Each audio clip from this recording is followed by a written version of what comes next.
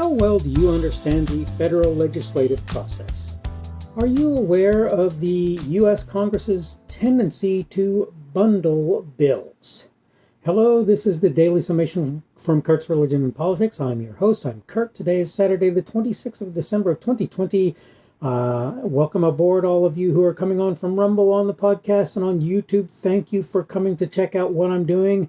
And hopefully, yet again, I will give you something to think about today. Today, the subject of our conversation will be the idea of combining legislation. Before I get into the actual idea of combining legislation, I wanted to take just a minute to talk about the actual process. And we're not going to go into detail, okay, because I don't think that's really necessary per se for what we're talking about today, the idea, like I say, of combining or bundling legislation together. But I wanted to say that basically what happens is in one of the houses of Congress, I forget which one, and it doesn't really matter, right? Well, it does matter, but not for the purposes of this conversation. I'll put it that way. It matters, right? Of course. But bills are typically written, and they're pushed if they pass a vote in the branch of the legislature, the national legislature that they are created in. They're typically pushed to the other branch. There are certain instances where this process doesn't occur, but for the most part, this is how things work. I think there's something specific when it comes to spending bills of certain kinds. But the point that I'm making here is that generally that's how things work. So, of course, it goes typically from one house to the other. It has to pass both houses, and then it goes to the president's desk.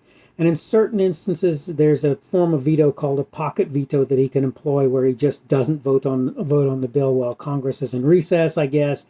And that takes care of the possibility of it ever becoming law. Then there's a possibility that he'll neither veto it nor sign it, and within a certain period of time, that legislation will become the law of the land, will be enacted.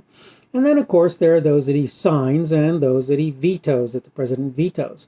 Now, there's a possibility for Congress, if they have sufficient votes to do so, to override a presidential veto. And this is an important recognition. Now, all this may sound like dry details, but it's really sort of just a basic thumbnail sketch of what goes on in the process. Probably for a lot of people, if I explain to them what goes on in the process, it'd melt their brains. And I don't mean that in a bad way. They just don't have the time, the effort, and so forth to worry about that sort of thing on the level that some have studied it. And I'm not saying I'm nearly as studied in that as many. I'm quite sure there are many who could school me pretty substantially on the legislative process. But the thing that I have a problem with, and the thing that I wanted to address today, is the idea that multiple laws will be bundled together with the idea of passing them all at once. Now, this may sound to you like it's an expedient way to do business, but let me just tell you that in my mind, there are a variety of things bad to say about this way of doing things. Okay?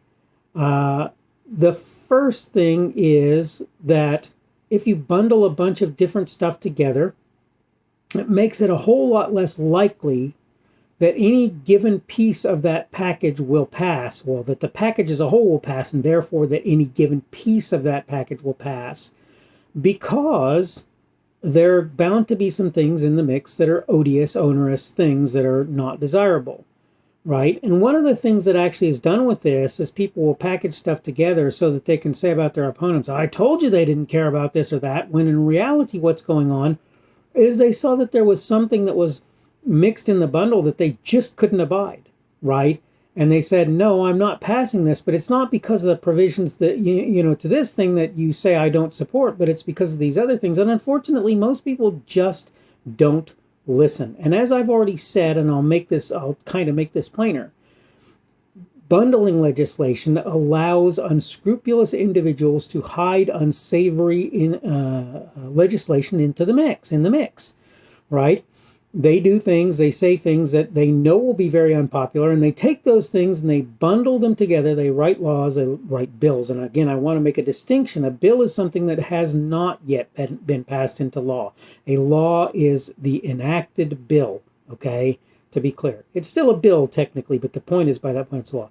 But anyway, The point is that people will use that the bad stuff mixed in to make their adversaries look bad, and they will also, unscrupulous folks will also add unsavory stuff into the mix that they know won't pass on its own.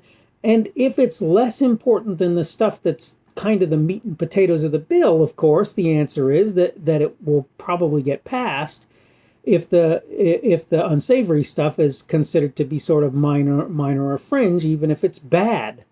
Okay. Now, obviously, there's another issue, and this was brought up very recently in this newest supposed COVID-19 stimulus bill, which was actually an omnibus bill combined with a COVID-19 stimulus bill, which neither of were right or good, but nonetheless, that's what it was.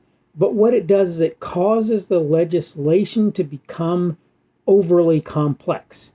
You literally have staffs of people working overtime to generate these gigantic bills with huge, again, unsavory, not particularly desirable legislation stuck in the middle, who are putting this stuff together. So they put all of this stuff together into this single bill, and it makes it horribly complex. And then they tell people you have a day or two to vote on it. And it's like, come on now, is this reasonable? I don't think it's reasonable. Okay, so that's the next thing that I think is problematic, is the horrible complexity that results. It's bad enough that certain related things are put together in a single bill. But when you take a bunch of things that aren't even related and stick them together in a single bill, this is really horribly bad.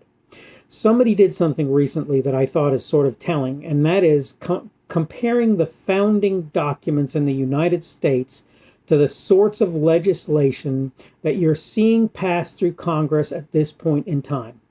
And they found that the various bills that you'll see pass through are often 100 times the size of the founding documents, if not more.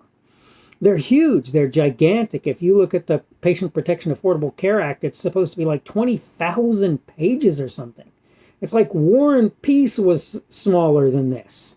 Substantially smaller, 1,600, 1,800, maybe 2,000 pages. War and Peace was smaller than this. The Bible is smaller than this. Yet, in these people's minds, creating a bill that's 5,000 pages, 20,000 pages, 10,000 pages, 3,000 pages, even, quite frankly, 150 pages is probably more than most of them ought to be, is a totally reasonable thing.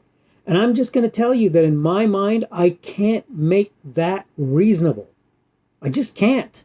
In my mind, I can't look at that and say that's reasonable. Either you're doing a bad job or you're trying to do too much at one time. Something's wrong. Something's wrong. And like I say, combining bills is one of the things that is an ill in the Congress as it currently stands. And it's been this, don't get me wrong, this is not a new thing. This is an old thing. This has been going on for a long time. That doesn't make it right, though. It just makes it what people are doing, right? And so I'm not saying, well, the current Congress is the problem here, right? I'm not doing that. What I'm saying is, as long as we continue to combine unrelated legislation in order to try and get certain things to pass on the coattails of other things, we are doing something improper, literally to the point of unscrupulous and potentially to the point of downright criminal in that activity.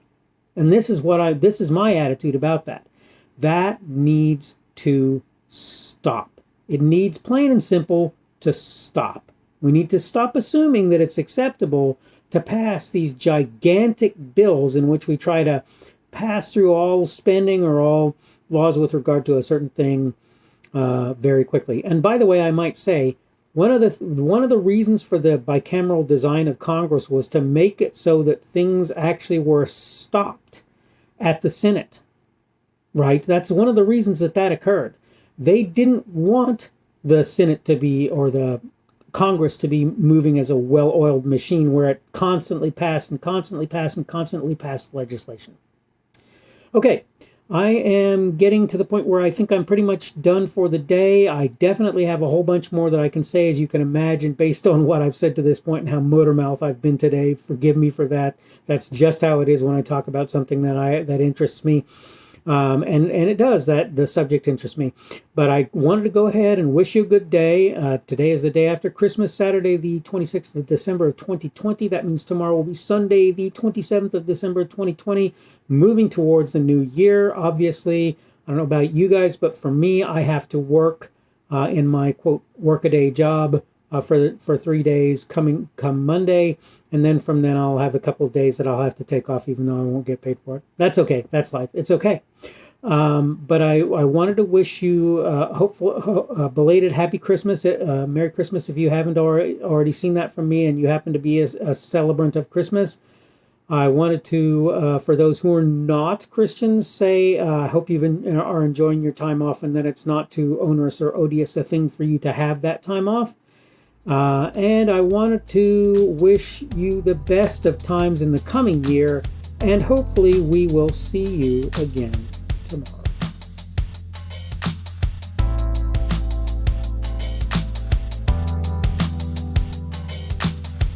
The speaker on this edition of the Daily Summation is Kurt Schubert.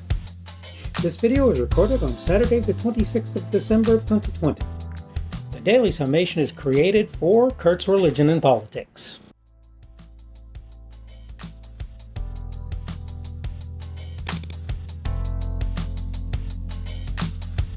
Thanks for watching this edition of the Daily Summation from Kurt's Religion and Politics. I hope you found it entertaining or instructional, or maybe both.